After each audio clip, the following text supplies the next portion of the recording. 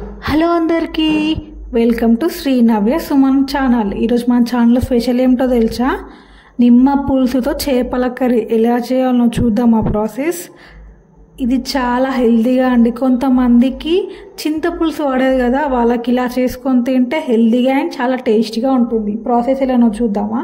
ముందుగా ఒక ప్యాన్ తీసుకొని ఆ ప్యాన్లో తగినంత ఆయిల్ పోసుకోవాలి. నేను 3 టేబుల్ స్పూన్స్ ఆయిల్ పోసుకుంటున్నాను.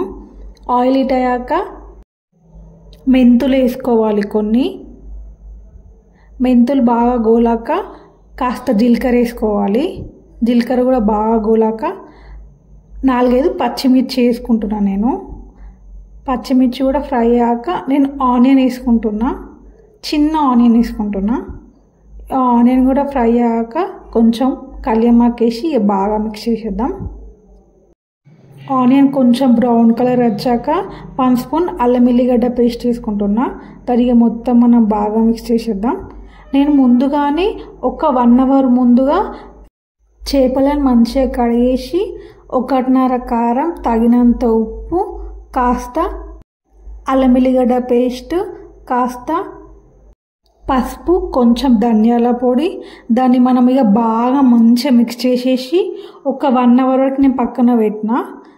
వీళ్ళు వీలైతే ఎక్కువసేపు ఉంచుకోండి. ఎంతసేపు ఉంటే అంత మంచి టేస్ట్ వస్తుంది.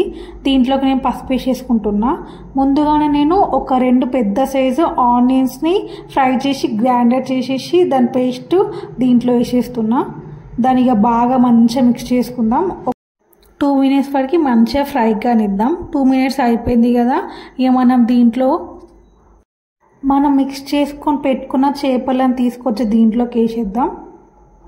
దీంట్లోకి వేసేసి మనం కొంచెం మెల్లిగా కలుపుకోవాలండి. చికెన్ లాగా ఇట్లా ఫాస్ట్గా కలుపుకోవద్దు, ఫ్రెష్ కదా, చాలా సెన్సిటివ్ ఉంటుంది. కొంచెం మెల్లిగా కలుపుకోవాలి. మెల్లిగా మంచిగా మిక్స్ చేసేసి ఒక 2 మినిట్స్ వరకు అలానే కుక్ కానిద్దాం. ఈ ఒక 2 మినిట్స్ అయిపోయింది కదా, నేను దీంట్లోకి తగినంత వాటర్ పోసుకుంటున్నాను.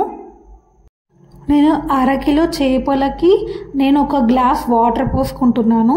మీరు క్వాంటిటీ ఎక్కువ ఉంటే కొంచెం వాటర్ ఎక్కువ పోసుకోండి. మీకు ఇక తగినంత, మీకు ఎంత సూప్ కావాలో అంత వాటర్ పోసుకోవచ్చు. నేను ఇక వాటర్ పోసేసి ఇక బాగా మిక్స్ చేస్తున్నా. ఇలానే ఒక 3 మినిట్స్ వరకు కుక్ కానిద్దాం. ఇక 3 మినిట్స్ అయిపోయిందిగా, క్యాప్ తీసి చూద్దాం. చూడండి ఎంత మంచిగా బాయిల్ అయిపోయిందో. దీనిలోకి నేను ఒక 3 పెద్ద సైజ్ నిమ్మకాయలు తీసుకొని దాని రసం తీసుకుంటున్నా. దాని రసం తీసుకొని నేను దీంట్లో పోసేసుకుంటున్నా. మీరు కావాలనుకుంటే చింతకాయ పులుసు కూడా పోసుకోవచ్చు దీని ప్లేస్లో, కానీ చింతకాయ పులుసు కన్నా నిమ్మకాయ చాలా హెల్త్కి మంచిది. ఈ మధ్యలో పెద్దవాళ్ళకి అందరికీ గ్యాస్ ప్రాబ్లం అలా అవుతుంది కదా, అలాంటి వాళ్ళకి ఇలా చేసి పెట్టండి. ఇష్టంతో చాలా టేస్టీగా అండ్ చాలా హెల్తీగా చేసుకొని తింటారు. నేను నిమ్మకాయ రసం పోసేసి మళ్ళీ ఒకసారి కలిపేసి ఇక ఒక 3 మినిట్స్ వరకు ఉడకపెట్టుకోవాలి. ఇంకా 3 మినిట్స్ అయిపోయిందిగా, నేను క్యాప్ తీసి చూపెడుతున్నా. చూడండి ఎంత మంచి ఆయిల్ పైనకి తేలిందో. ఇక మన ఫిష్ కర్రీ రెడీ అయిపోయింది. నిమ్మకాయ పులుసుతో చేపల కర్రీ ఎంతో ఈజీగా ఎంతో హెల్తీగా చేసుకున్నాం కదా. మీరు కూడా ట్రై చేసి నాకు కామెంట్ చేయండి. దీన్ని ఎవరైనా చేయొచ్చండి. వంట రాని వాళ్ళు కూడా ఒక్కసారి నా వీడియో చూస్తే ఈజీగా కుక్ చేసేయచ్చు.